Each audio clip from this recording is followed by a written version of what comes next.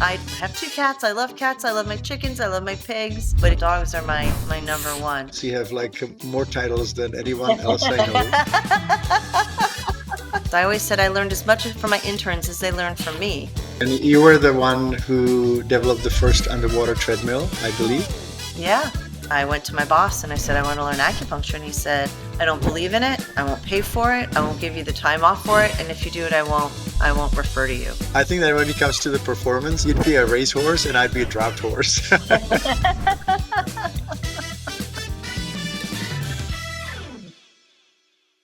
Hello, my dog lovers. Hi, we are here today with my dear friend, Dr. Laurie McCauley. Hi, Laurie. Hey, how's it going, Peter?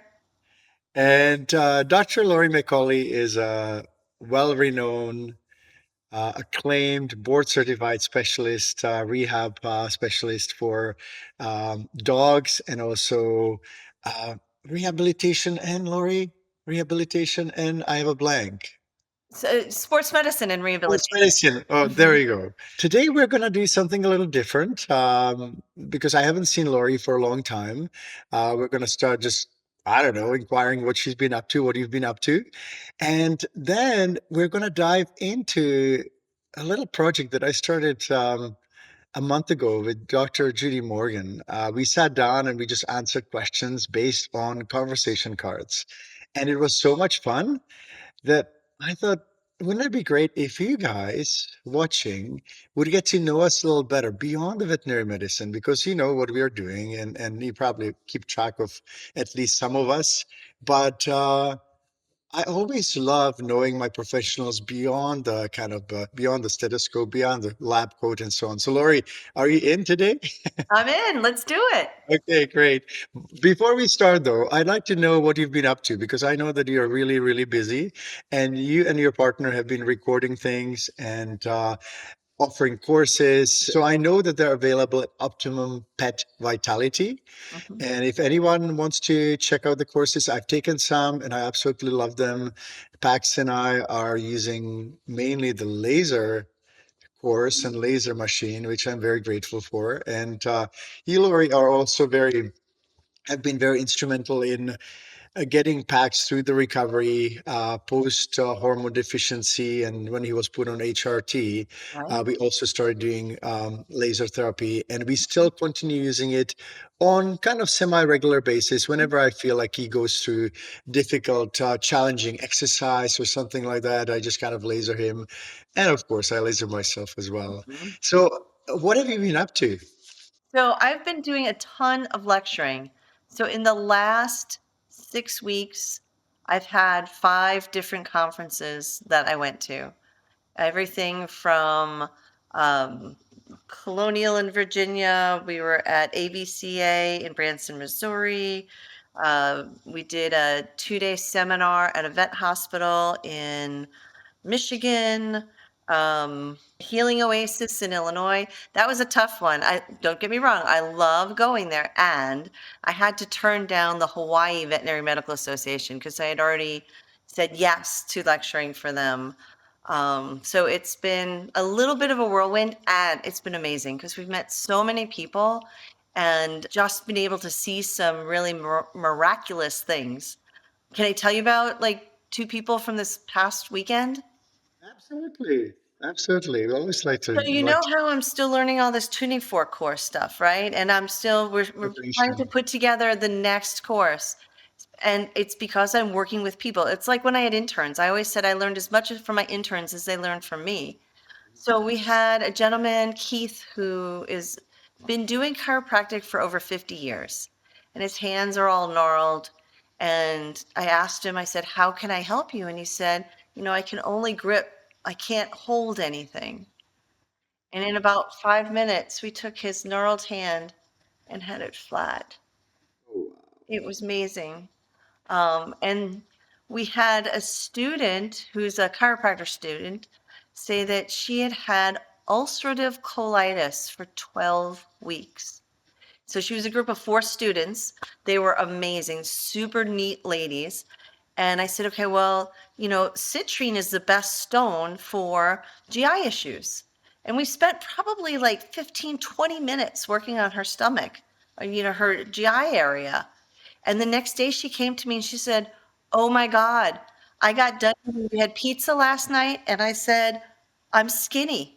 She had not had a meal where she hadn't bloated, feeling like she was super pregnant in 12 weeks. Right? So this sort of stuff is crazy and cool. I'm so It blessed to makes be a part sense. of it. It makes sense because I've been really aware of the fact that the body is actually a vibrational system, right? Like it's just Yeah. particles that are put together in certain constellation.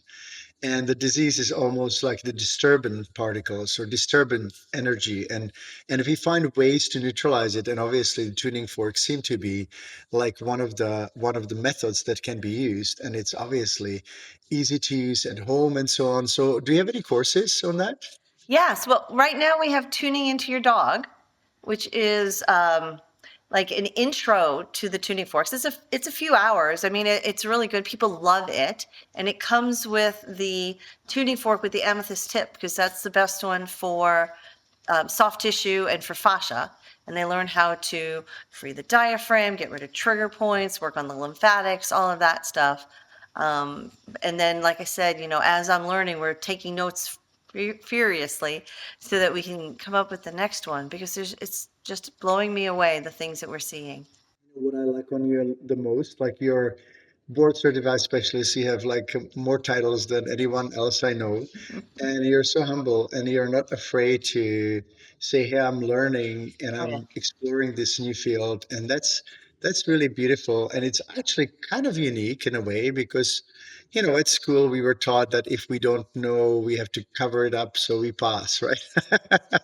And that's not really the way I operate either. But it is actually almost it's very unique to actually have someone who is so open-minded to new things and also humble. So I appreciate you for that, and I've learned tons from Mhm. you. And I also do have tuning fork and in a Mhm. drawer here, and we've used it a few times in packs. But I need to brush up my skills and become a little more knowledgeable in that area. So thank you so much. Yeah. So I think that we're ready for cards. And Okay. you can tell me. I can actually kind of divide them. You can tell me take it from this hand or that hand. This is my right hand. This is my left hand. I'm not sure whether in the camera it shows up the same way. And you can even say take them from the middle or it's I would say the inside left hand card. inside left hand. Okay, okay.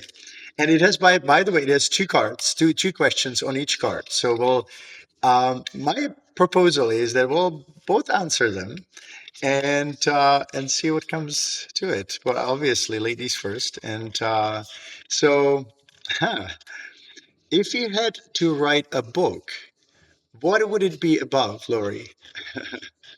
That's an easy one. Healing dogs. Everything I knew to help people help dogs, right? My motto, my tagline, my heart is empowering people, optimizing pets. And like let's sit here. Dogs are my number one. I have two cats. I love cats. I love my chickens. I love my pigs. But it would all be everything I could possibly put about healing dogs. That's cool. It doesn't surprise me a bit. I actually have been attempting to write a book as well. I haven't told many people. I don't really know when it's going to be out. Uh, I have decided that it's going to be half of the book is going to be on the healing system that I've used and that I've developed over the years. And the second part will be actually on almost like a memoir, living in the Eastern Bloc and then moving to Canada and then just kind of, comparing all the different things and systems. And also, as life happened, like, I'm sure that you have situations where um, you've been put in front of a intersection or you were at an intersection, and if you made a left turn or right turn it would be a very different life. Can you uh do you know what I mean? Yeah, Did it yeah, happen to you? yeah. Yeah. Is there any such situation that you'd be open to sharing? Like Sure. the crossroads. So my life is full of those. So, for instance, I worked at a what we call the Cadillac practice when I was in general medicine, and I felt a tug on my heart to learn acupuncture. And I went to my boss and I said, I want to learn acupuncture, and he said, I don't believe in it. I won't pay for it. I won't give you the time off for it. And if you do it, I won't refer to you. And I had to go back and pray and meditate and said, no, this is what I need to do.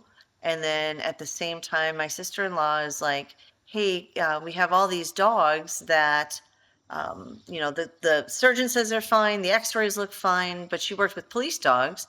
And she said, they just don't function the same way. And I thought, okay, well, if I take an acupuncture course, I'll take a physical therapy course. And, that's how I'll move forward because that's, where my heart lies. And I started this tiny little practice inside a house. I mean, it was tiny, tiny, tiny. And then my old boss died of a heart attack. And everybody thought like he dropped dead. Everybody thought I would buy his practice. And I had to make that decision. Do I give up where I feel like my life is going, which was literally the first rehab clinic ever, or do I drop that and go back to general practice? And that's how rehab was born, is I said, no, I'm going to go forward with this, and everything just mushroomed from there. The rest is history. And you were the one who developed the first underwater treadmill, I Mhm. believe, Yeah. which is kind of amazing because so many people use them now. Well, and For think about me, this, mhm, that was before there was a tank. So I literally designed a 10-inch cement block. We had an upside down cup with our upright cup of cement. We had a jet ski lift, and then we had a welder solder a human underwater treadmill onto the jet ski lift. And then when we crank it down and crank it back up, and we put windows in and we put cameras by the windows so we could see how the dogs were moving from the back, how they were moving from the side. And then we had a monitor hanging from a computer monitor hanging from the ceiling so that the security camera, it was a home security camera because that's all we had, could send up so you could be in the pool with the dog and see what they're doing as you're working with the dog. Yeah. So what about you, Peter? yeah. So, I was just recently, I actually thought of it, and it's fairly recent. When Pax was neutered and he became severely injured and not recovering and so on. I think that at that point I didn't know you. So I called my colleague who is a board certified specialist here in BC, and his office told me, and I worked with him for 5 years before, and despite that, his office told me, hey, he doesn't have time for 3 months. So I was really bummed and kind of like also felt like, oh, we worked together. Like if he called me in the middle of the night, I'd be there for him. And Right. somehow he didn't have time, or maybe, I don't know, maybe I've done something in the past that he didn't like. I have no idea. But anyway, I was kind of upset about it. And as a result of that, I was actually searching for different solutions. I came across the study on hormone replacement therapy and put Pax on hormone replacement therapy. And he recovered fully, obviously, with some additional treatments, laser and so on.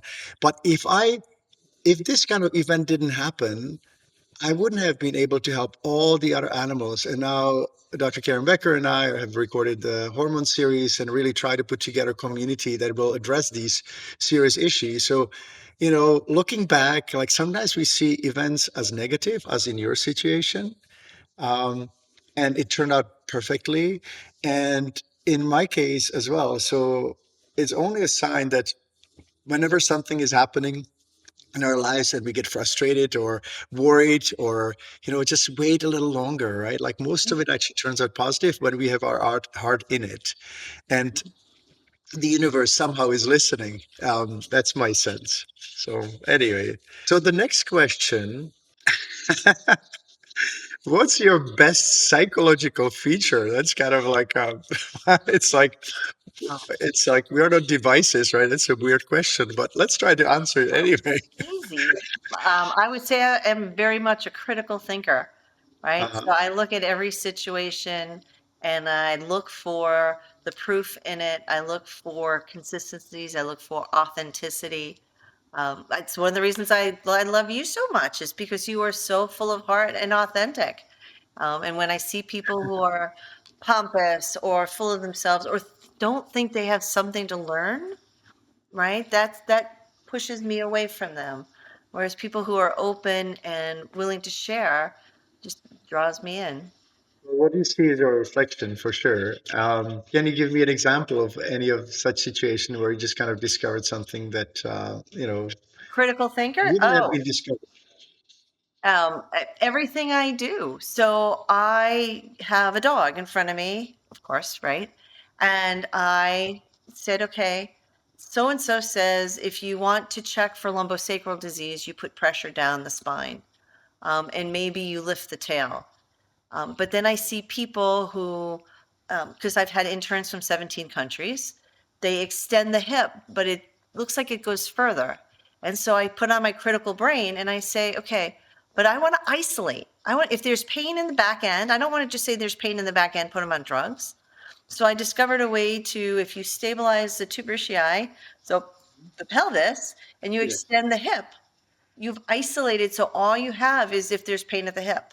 And if there's no Mhm. pain at the hip, if you slide your palm up to the sacrum, you have more motion now. And then you've isolated the sacroiliac joint. And if you have no Mhm. pain there, you can come up to L7 with your hand and then take it further. And then you have in this case, the right side lumbosacral joint. So it's much more specific and sensitive to looking for pain rather than just saying he has pain in the back end or guessing where it's at. This is so interesting.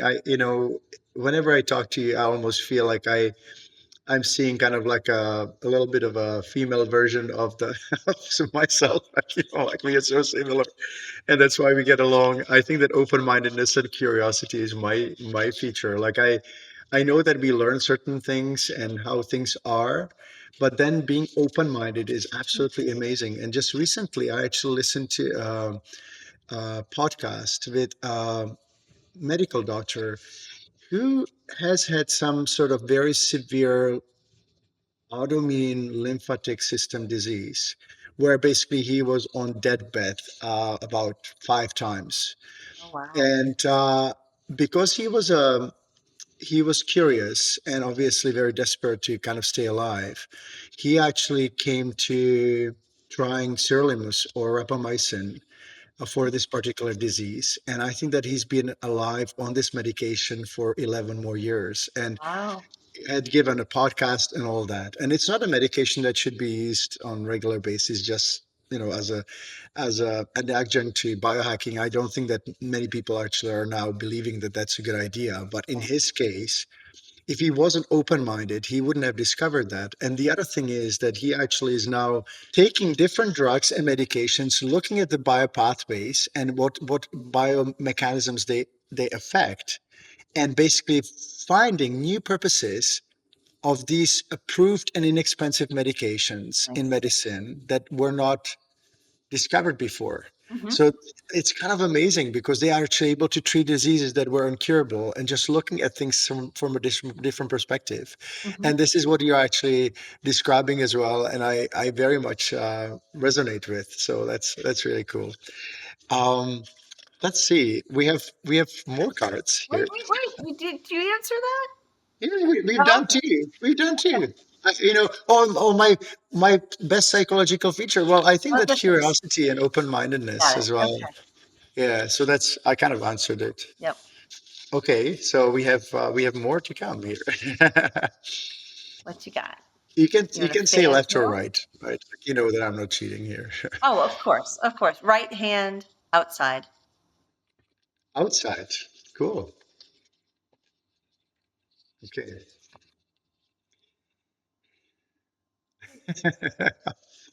I think I should ask your partner for that. In what way, Laurie, do you think you're difficult to live with? Oh, that's easy. 99% of the time, I get amazing sleep and I wake up at sometime between 4 and 6 in the morning and it's good morning, um, which can be very irritating for somebody who doesn't wake up like that. And the other thing is on the days that I don't sleep well, I'm not as nice of a person. Um, Mhm. and I am brutally honest. That is Mornings sometimes, are your times, though. Mornings are your times and brutal honesty. yes. Brutal honesty is not actually.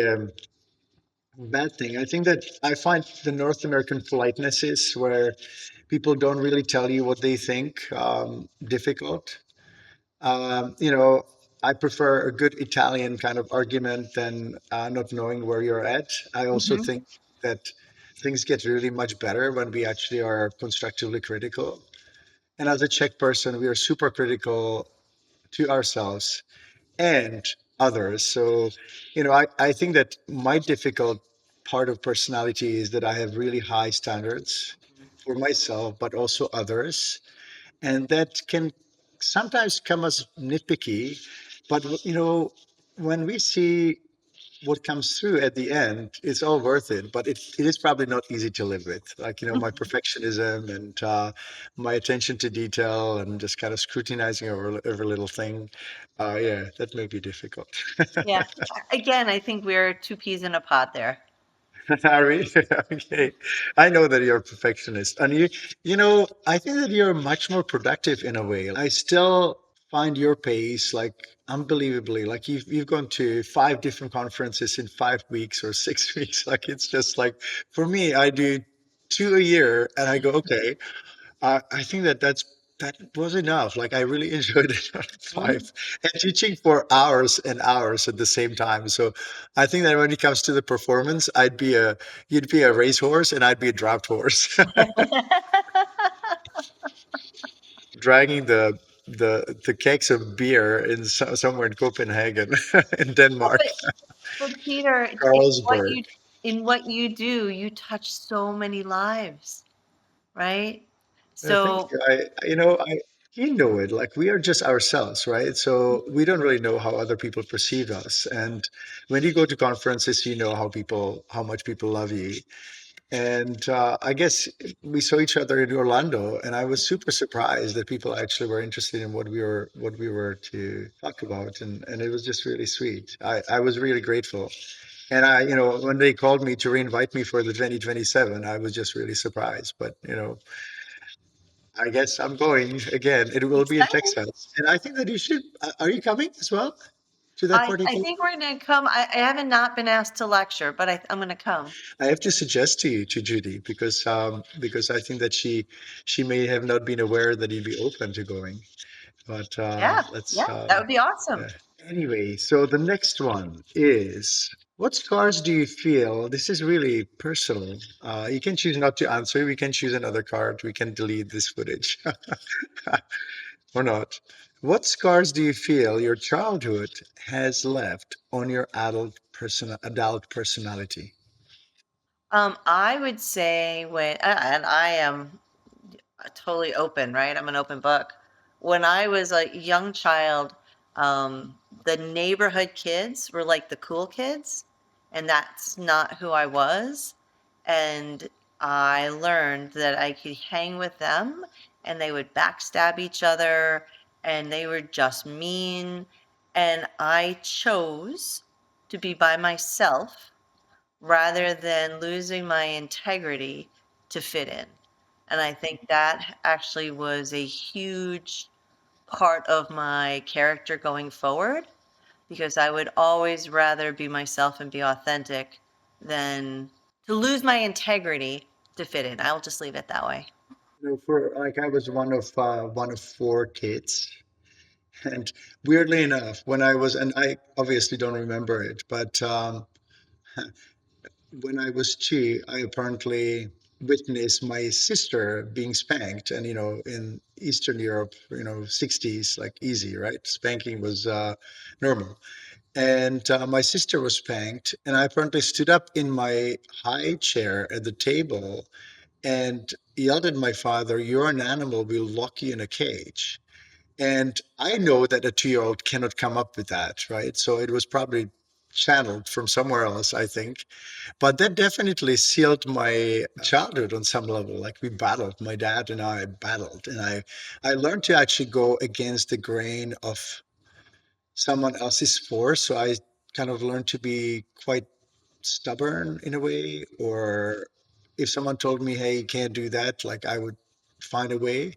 Mhm. So yeah, so again, I think it's a good example of how a seemingly negative event can actually turn into positive. And I think that we either go through difficult life early on or later on. If we have too cushy life, right, early on, Yep. then it becomes more difficult later on because we are failing to launch or do what we want to do and look at others and feel like failure, and that's not good.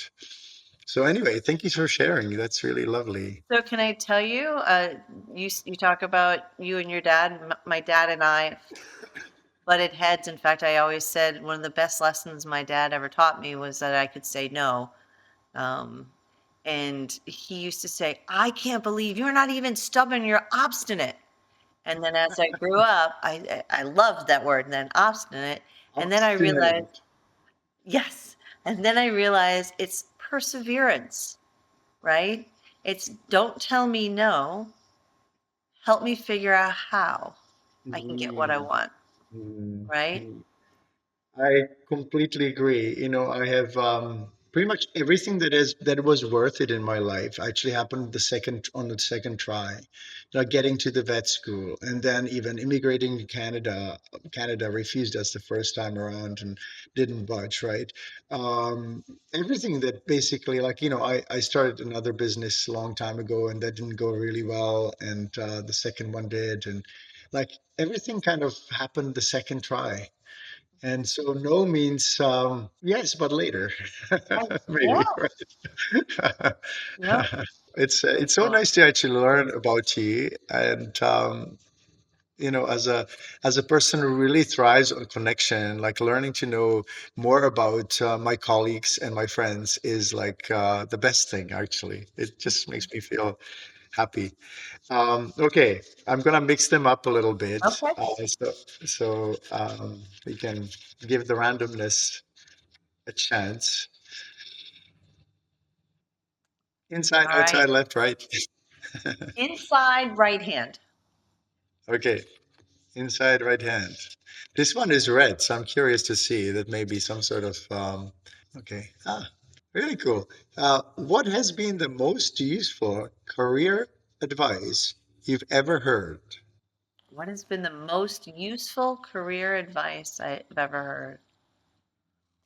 If you give 110%, you'll never have to go back and say, I wonder what would have happened if I had just tried harder. 110%. That's the racehorse, right? Yeah. Again. How about 20% effort with 80% difference? Am I now officially lazy by making these statements? Like, I don't think that I'm lazy, but maybe I should reassess that. uh, for me, most useful advice I've gotten, and I think I got it probably somewhere in a podcast or in a book somewhere. Go the route of least regret. So if I have two choices, then making the decision of least regret. If I can, let's say, give you an example. When I decided to move to Canada, I knew that I could go back, but I could regret if I haven't tried. Hmm. So that's something that I wanted to do.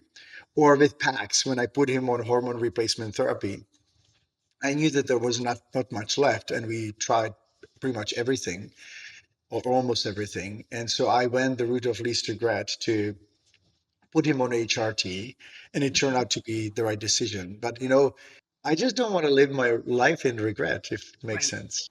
Yeah. And so just kind of going, okay, what would I regret more, trying or not trying? Hmm. That's great. Yes. Yeah, and I like yours too, a lot. Um, when did you last sincerely apologize to someone, and over what? When did I last sincerely apologize to somebody and over what? Well, goodness knows I make mistakes all the time. It's a hard thing Yeah. to find concrete example, right? And I I will start then, just to make it Yeah, easier. please. I looked at my calendar this morning, and it kind of changed. My schedule changed, and I was supposed to go from an accounting meeting to a recording meeting, like within a minute. And I'm thinking like, oh, I just got so frustrated. So I called my team and I said, "You guys, like, I can't really do this. This is humanly impossible, right? Like, why?" And so then I apologized for being irritated because, yeah, because I know that they didn't mean it badly. They just overlooked it or didn't think about it. And so I guess I get impatient or frustrated sometimes. And, I try to keep my emotions in check. And sometimes it's not as easy. But I think that as I grow older, yesterday or yeah, oh yeah, yesterday I didn't apologize, but that was actually about the emotions. I walked past at 6 o'clock in the morning at kind of a harbor site in Vancouver, hoping that nobody would be there. There were like tons of bikers, which was really unpleasant, but he was off leash. And there was someone behind me yelling at me, "Put your dog on the leash," right? And in Prague, like I can have my dog off leash as long as I don't endanger anyone else. Hmm. And this person at 6 o'clock a.m. didn't have anything better than yelling at me. So I actually checked myself in and did not react and just walked. So that's my response. But again, going back to the question, I derailed here. Sorry about that. Um, when did you last sincerely apologize to someone and over what? You can't get away from it. I don't know. I'm just trying to think because there's little things all the time, but It's okay. We can, I would just say in general, I apologize for being late because I live by the if I can get one more thing done before I go somewhere, and then like I am so sorry I'm late, or like for my clients all the time, that's like, look, I'll show you. My pig grabbed a bag of acupuncture needles and I had to chase her around the yard to get them back, or Your pig, you said? my pig has done that. Yep. My pig has come in and stolen a bag I of thought you were M&Ms. joking, but you're serious. I'm serious. I'm serious. Or the pig stole the box of Cheerios and I couldn't let her eat a whole box, so I had to sweep them up. She, there's Peter, there are many a day that I have to say, Henry, don't you dare get out of the house. No pigs in the house. And sometimes she stays at the door and looks, We want and to see a sometimes she picture. I think runs that, in. and his name is Henry, or her name is Henry. Her name is Henry. So when we got her, we were told it was a boy, and I thought, a big fat pig, name it King Henry, right? That would be cool. And then when we found out it was a girl, we're like, Henrietta? No, she won't come to Henrietta, but if you call her Henry, she comes a trucking. That's cool. That's Yep. cool. And He's her he, favorite she. treat that we keep on the counter is gummy bears. If she steals a bag of gummy bears, then you got to chase her down because it's too much sugar for her. She'd be in danger in Canada because a lot of gummy bears in Canada here they contain THC and all. Oh my goodness! Like we had a lot of animals in Whistler, BC, where I used to work at as a veterinarian. We had a lot of animals coming in storm. It was crazy because it was Really? kind of like a storm town, a skier town, and yeah, it was kind of crazy. But I've never heard of pigs who want to be acupuncturists. So this is I think that we need to insert Henry here Henry. in this video. If you have any footage of Henry, and Oh, if you don't, I'm absolutely. gonna We can beg you let to her send running me through some. the yard. So is Henry a real fatso or No, she's actually skinny. We have two oh pigs, she's skinny? and she is a skinny pig.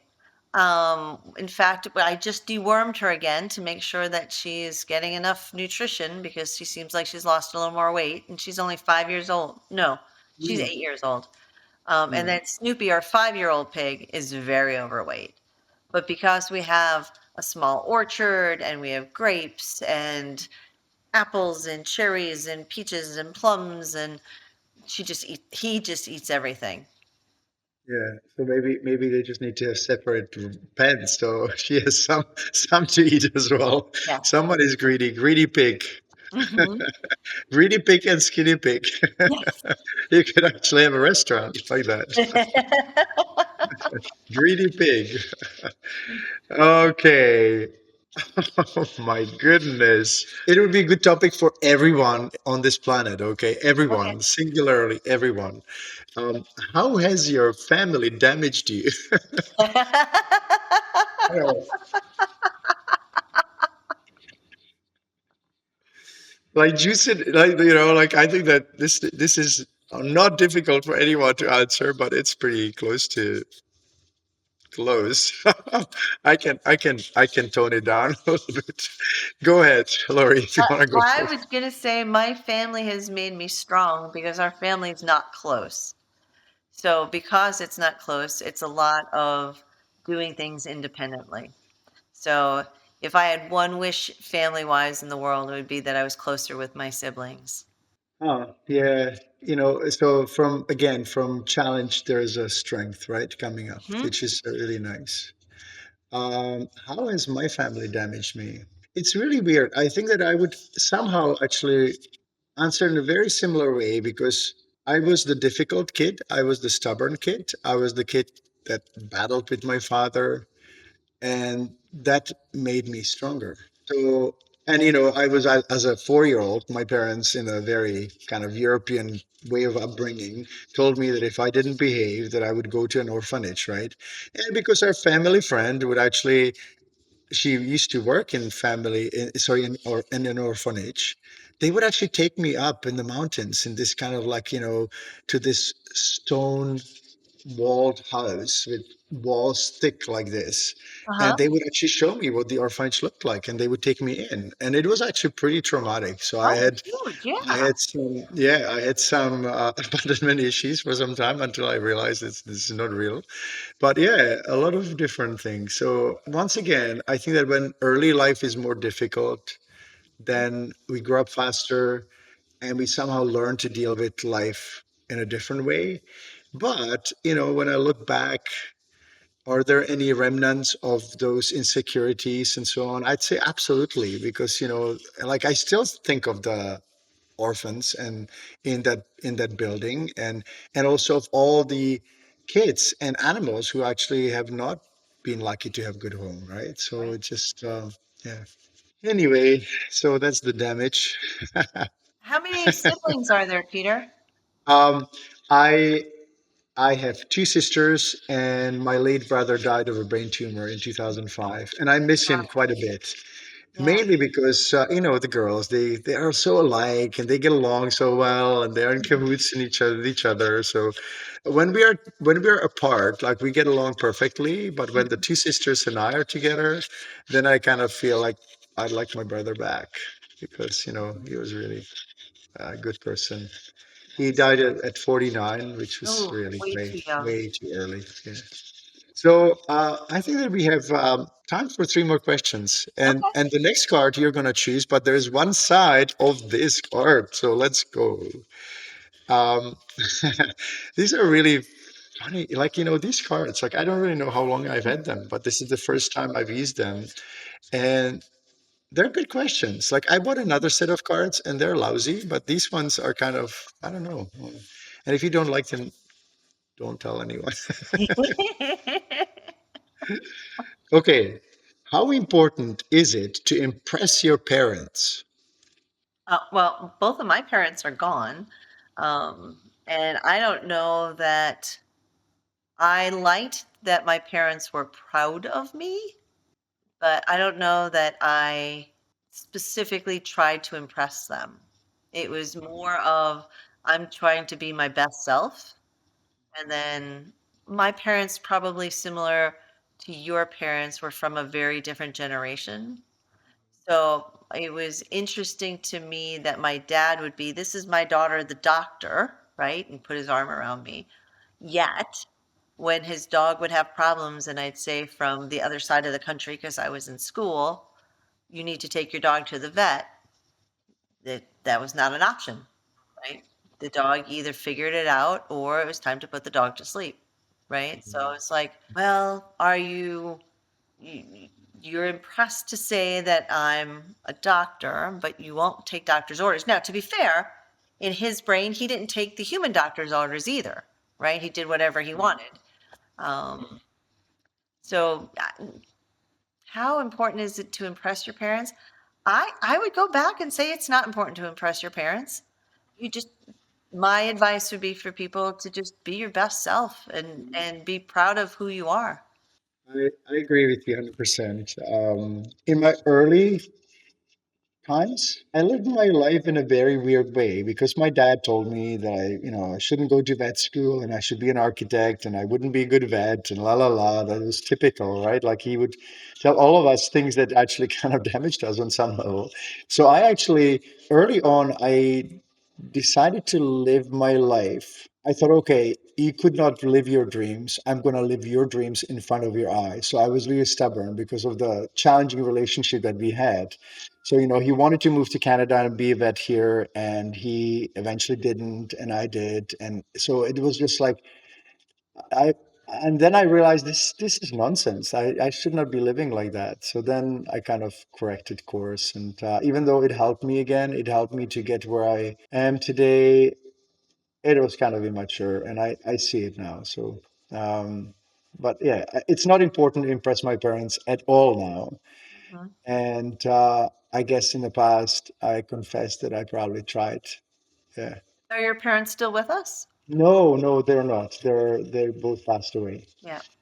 And my dad actually mentioned several times, you haven't chosen an easy life for yourself, right? Like I came out when I was 37 or something like that, and we had a conversation with my dad, and he said, "You haven't chosen an easy life for yourself." And I said, "How do you know?" And I know that I've chosen the best life I could have had. Mhm. Anyway, last card of today, one more double. I'm gonna mix them up, not Okay. to make it easy. Isn't it cool how the universe kind of, or something kind of plans this draw, right? Yes. You don't know what it's gonna be, and it is what it's supposed to be. Yep. Yep. They're all good questions. All right. Outside left hand. Outside left hand. You're very systematic. You go inside, outside. That brain, right? Do, do, do, do, do. Yeah, Very yeah, linear. very systematic. That's sweet. What good qualities do you have that don't get enough recognition? You know what? I I would say I am so blessed because my good qualities are giving, teaching, healing, caring, loving, intelligence. And again, this is me saying it, right? But I really feel like people appreciate me for all of those things. I don't feel like there's something that I'm like, I wish people knew that I was blah, blah, blah. Uh, I think and maybe that's because I wear my heart on my sleeve and I'm so authentic in who I am that people give me the recognition. I'm just super blessed. It's like I definitely don't feel like I'm hard done by either. I feel it's more surprising to me that people actually get me more often than I would imagine. So it's kind of nice. I think that does come from, as you say, it comes from just really not being any different in behind the scenes and here, right? And I'm talking to you about personal matters today, and you're not any different than you were when we were talking veterinary medicine. And so that's really cool. And I agree. I think that this question would come from like kind of feeling like treated unfairly or not being recognized for what you do. And I don't think either of us actually feel that way. So it just I guess this doesn't really. Well, It let's makes go the sense. other way though. I think it's a very good question for the average person, and because we face the world with an open heart and an open mind, we're not Mhm. hiding. But if you looked at people that maybe were more cloaked, they would have good qualities in that people wouldn't see because maybe they don't open up and open their heart as easily as we do. Yeah. And the last one, and good one. Is there anyone you regret losing touch with? Always, right? There's never enough hours in a day. I have so many friends that I wish I could just spend hours on the phone with. I wish I could see my kids more. I wish I had spent more time with my parents while they were still alive. I would say to anybody whose parents are still alive, even if they annoy the crap out of you, spend more time with them, because once they're gone, they're gone. I often think of the people that I would like to talk again, even though they passed away. My grandfather actually is one of those people. I was still fairly young when he died. He died when he was 87 in his sleep. He was an amazing person. I actually found him in his bed, so that was really Oh, hard. I'm sorry. But also, and you know, it was interesting because I actually, he lived very nearby the student housing when I was studying vet medicine. And so I would stop by, and for some reason, I had kind of like a weird feeling that something happened to him because I was ringing the bell and I didn't have the keys and he wasn't answering. So actually, he lived on the first level. So I climbed up the balcony and broke the window actually and found him dead. So that was hard. But he was like, I would love to have a conversation with again. So I guess this is also losing touch. Like we lose touch with people who pass and die. And yeah, I would love to actually have a conversation with him, just how he felt about different parts of our lives and his wife, my grandma, and the life that they lived, you know. So he Mhm. lived to, he was born on 020202. Would you believe it? Oh, wow. Yeah, yeah. That's That cool. was. Anyway, Laurie, thank you so much for being here. Do you have anything else to add?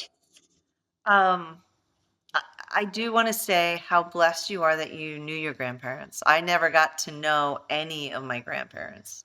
Mm, mm, So mm, again, multiple of these questions is about family. I would just tell people that if you have access to your family, spend time with them. mm.